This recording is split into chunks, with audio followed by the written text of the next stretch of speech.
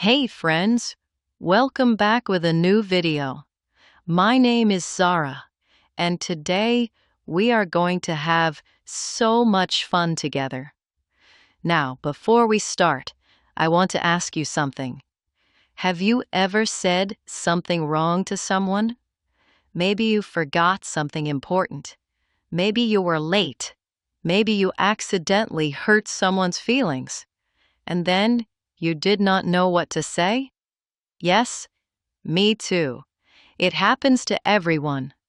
Well, today, that problem is going to be solved because today's lesson is all about apologies.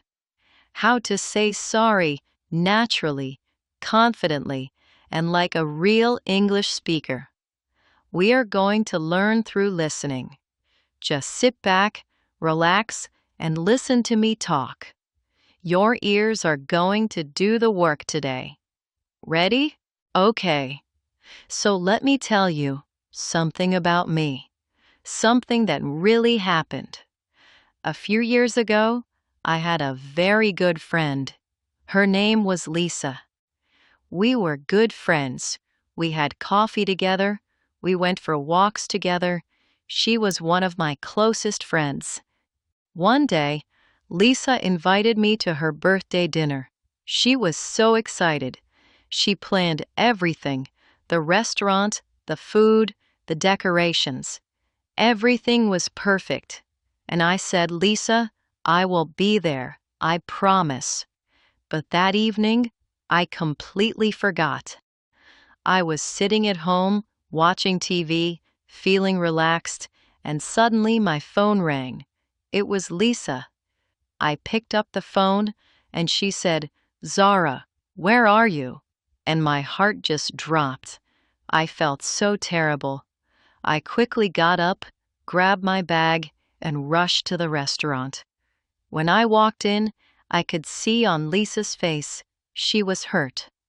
I walked straight to her, looked her in the eyes, and I said, "Lisa, I am so sorry.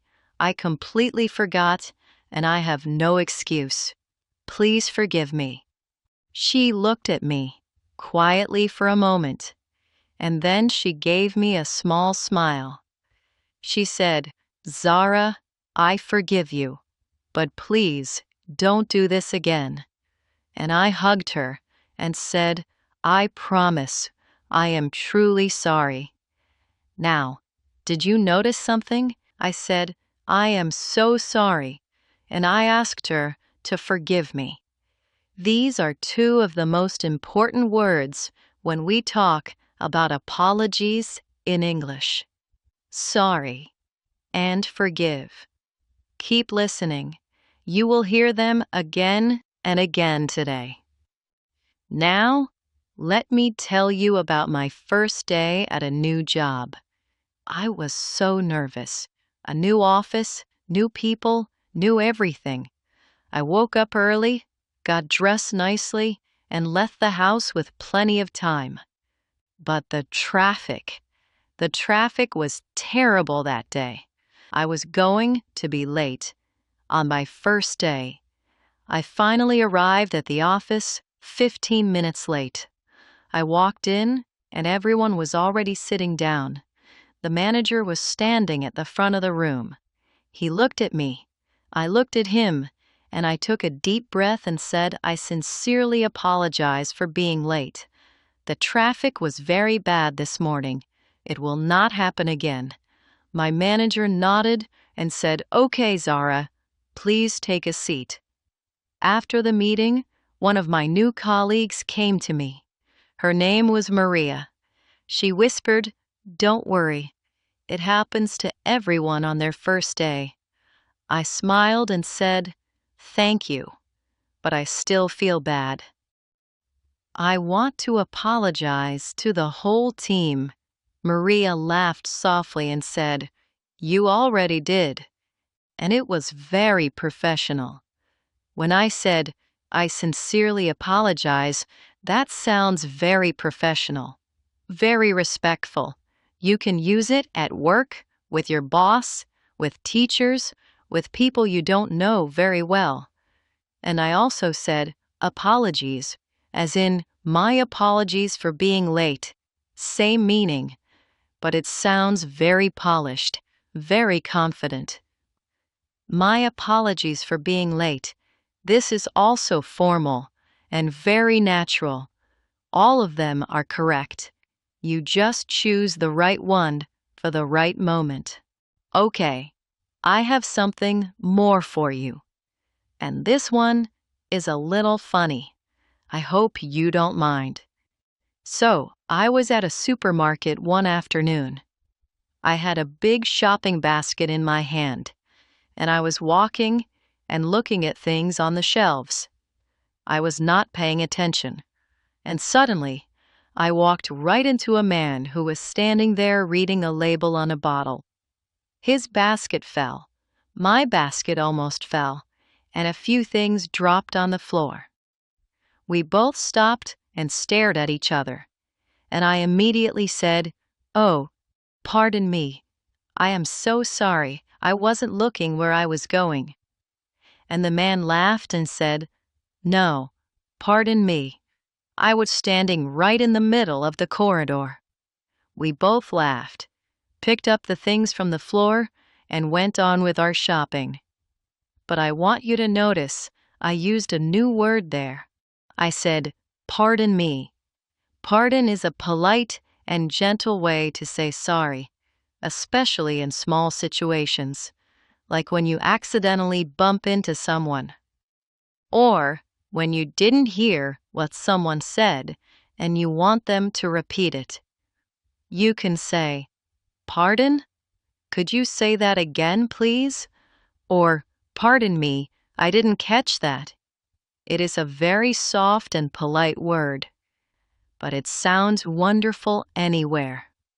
So now, look, 5 words, 1 topic, all connected, and you learn them from real-life stories.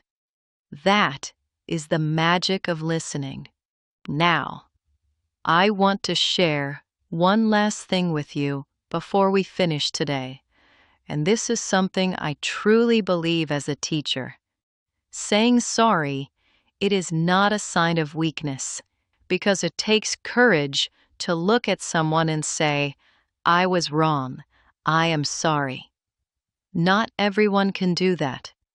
I remember once I said something very careless to one of my students. She had worked so hard on her assignment, and I gave her feedback in a way that was too harsh. I could see it in her eyes. She was hurt. That evening, I kept thinking about it. I felt genuinely bad. The next day, I walked into the classroom, and before anything else, I said, "Before we start today, I want to say something. Yesterday, I gave feedback in a way that was not kind, and I sincerely apologize for that. You worked hard, and you deserved better from me. I am truly sorry." The whole class went quiet, and then that student smiled, a real, full smile, and said, "Thank you, Miss Zara. I really appreciate that." And something in the room changed. It became warmer, softer. That is the power of a genuine apology. It does not just fix a mistake, it builds trust, it builds connection. So my advice to you is this: don't be afraid to say sorry in English.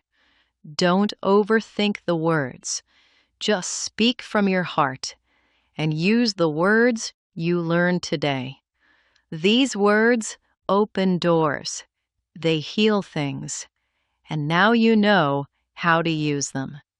So that is our lesson for today. You have been such a wonderful listener. I am really like it. If this video helped you even a little bit, please give it a thumbs up. It really means a lot to me. And if you want to keep learning English with me, then subscribe and turn on the notification bell. Thank you.